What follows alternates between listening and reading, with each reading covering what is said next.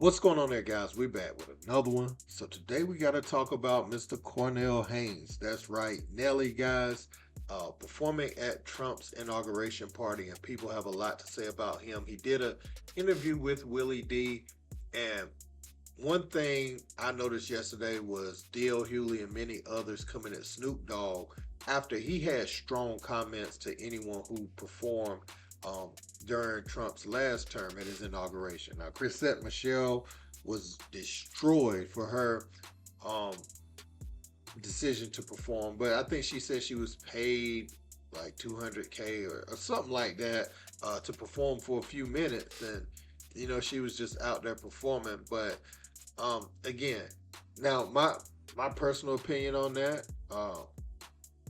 people claim that they have an issue with this, but a lot of the companies you work for support Trump, and you may be doing it at, making $7, $8 an hour. So, if she can go make her 200K, go make it, man. And you sing the songs you're gonna sing anyway and perform. That's just how I see it. But, with this whole thing with Donald Trump, I think some of the people that feel emboldened by him makes people very upset, when someone of the culture stands in solidarity with him. So we're going to look at this, guys. We're going to look at what Nelly had to say about it, and I'm going to react to it. Let's speak. What I will say is that I respect the office. This isn't politics. The politics for me, it's over. He won. He's the president. He's the commander in chief of what I would like to say is the best country in the world. You know what I'm saying? Like, and I don't know if a lot of people know that, but I know everybody knows I'm from St. Louis. Everybody knows St. Louis is what made me. That's what I wear on my chest and my heart. But I was born on a military base in Austin. My father served, my grandfather served, my uncle served, my auntie served, my cousins served. I've entertained the troops all around this world. I've entertained the troops. Ain't no money in that. That's something that I felt I had to do because I was one of those kids on those military bases. You see what I'm saying? Far be it at a young age, but I was there. I know what that meant to them families that have been away from for home for 3, 4, 5, 6, 7 years. Sometimes could be 10-year plus, dependent. And here we get a chance to go out here and bring a little bit of home to these people. And I mean, long story short, I know like if these people, the military means a lot to me, right? If these people these are people that enlist, these people give their lives, they give everything that they have so that we can have these choices, so that we can have these freedoms. And here's the kicker. They do it no matter who is in office. People act like the men and women of our military don't get a chance to vote. They get a chance to vote too. Sometimes they candidate don't win, but who's ever in office, if they push the button, they got to go. They got to go. What does the military have to do with the inauguration? That means if these people can give their life for the office, Nelly can perform for whoever. What do you say to the people that say we're not giving you this backlash because of your political affiliation or your political choice or whatever? We're giving you this backlash because you are propping up a white supremacist. I would ask them to show me where he's a white supremacist. And here's the thing. Okay, I get it. He did say if you don't vote for me, you're not black, right? Oh no, that wasn't him. That wasn't him. Hold on. I'm trying to think. Hold on. He did create I know where you're going. I know he did create the crime bill in the 90s, which said that if you get caught with 5 grams of crack, you do a mandatory 5 years. That had mass incarceration. I think even the Vice President Kamala spoke on that part that said that the crime bill played a huge part. He didn't do that. Let me see. What did he do? I'm trying to think. The white supremacist. Hold on. I'm gonna get to it. Okay. He did not rent to black people. What was it, in the 70s or the 80s? Is that what they said? And like, okay, is he written to him now? So nobody's allowed to change, right? See, here's the thing. So we can talk about past, but we never want to talk about our past. If our past get brought up in our community for a lot of what of our men did, we always call it rehabilitation. Yo, these young brothers, we've been through a lot. I know I've been through a lot. If my past was what was going to prevent me from winning today, I wouldn't be here. You know what I'm saying? Now, I'm not saying that he ain't got some fucked up ways. That's not what I'm saying at all. That's why I'm not telling you who to vote for. But what I'm saying is that he's the president of the United States. He's not the candidate for the United States. I thought you was riding with me because I put on for my city and I try to bring my city up every step of the way. I did not know you was riding with me because you thought I would ride for who you voted for. I didn't know that. I apologize. I apologize. I didn't know that I had to agree with your political choices, and I thought it was the things that you do, not the things that you say should be done. If you follow what I do, this shouldn't even be an argument. He's the president. He won. This isn't a campaign. This isn't an RNC. I'm not out on the political campaign.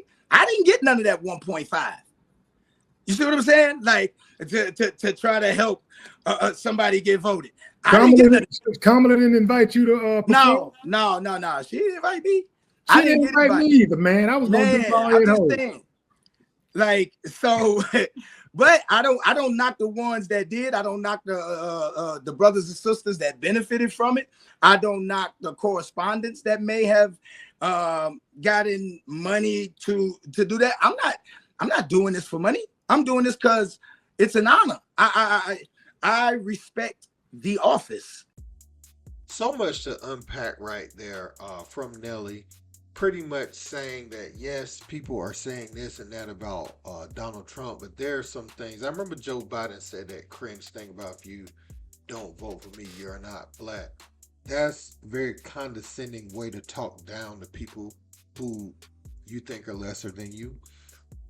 He also spoke about Kamala Harris, some of the things she's had her hands in the past, and Kamala was cringe, overly trying to play to black culture, that she clearly wasn't a part of, to try to fool people into thinking that she's this sister girl type of person. So I think, the whole campaign from the DNC, I think, she lost it for herself. I think having Megan and them up there twerking was egregious, right? Does Trump say and do things that's absolutely abhorrent? Yes, absolutely. But people performed at Kamala's thing, then people can perform at Trump's thing, in my opinion. I mean, that's what they do, right? And these rappers, it wasn't like they wasn't saying his name in a endearing way in the 90s. I mean, they were, after he didn't rent to blacks, in the 70s or whatever, they were still saying his name in songs, especially in Snoop Dogg's era for the most part. They were saying his name in songs as something they aspired to be like. They wanted to have money like him. They wanted to flex like him. They wanted to stay in his hotels. So to go back and try to change history or some of the things they've done, I think it is what it is. Obviously, you're going to have people standing against you because you saw like these alt-white groups come out or get more emboldened. During that time, you think about, I believe it was in Virginia where the guy drove the car through and, it's the sound bite of them saying Trump said it was good people on both sides and all that type of stuff does stick out. And it was some people some supremacist groups that felt like they could come back during his time. And I think, that's the thing that people are pointing to. For the most part, because they feel like he's a representation of that. He's emboldened them, and he speaks their language in some ways. But some of the things I saw, like I said, with Kamala Harris, trying to make the children change their identity is a deal breaker for me, personally. So um, when you see those type of things, trying to get children to change when they're 2 and 3 years old, I'm not with that. You know what I'm saying? Me personally. So these guys going to perform at that event, it is what it is. I didn't worship them anyway, so I don't feel any way about it. People gonna do what people gonna do at the end of the day, and so maybe if I was 18, 19, 20 again, I would have felt some sort of way. I would have felt like I need to cancel them back then, but now, I mean, I again, they. This is how I feel about it. This is the God honest truth. They did whatever they did for whatever reason they did it for. And that's the end of it for me. I mean, I know some other people have strong feelings, and I want to share it because I want to hear what y'all got to say about this um, in the comment section. But that's just truly, genuinely how I feel. Now, Snoop Dogg, I got on him yesterday because he has such strong comments about people who did it last time, who performed for him last time. And here you go, a few years later, performing for him. And now he's putting up a lot of posts, um, just trying to check the temperature of his fan base.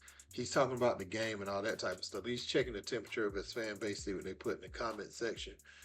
Um, so he put his foot in his mouth.